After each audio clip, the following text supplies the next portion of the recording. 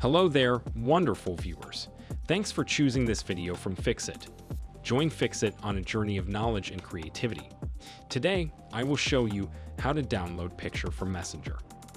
Remember to subscribe and click the bell icon so you don't miss any Fixit magic. Let's get started. First of all, open Messenger. Now open the chat to whom you want to send a photo. Tap on Photos icon. Choose a photo and send.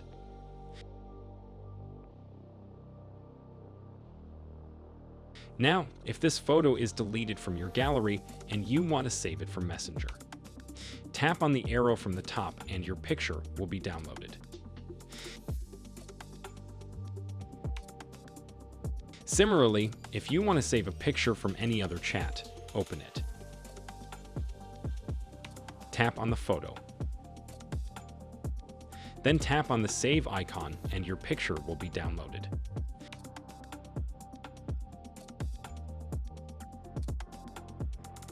Did this video help you?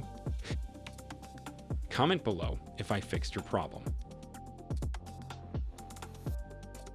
Hit the subscribe button for more tutorials. Your input fuels us. Comment something below you would like to see fixed.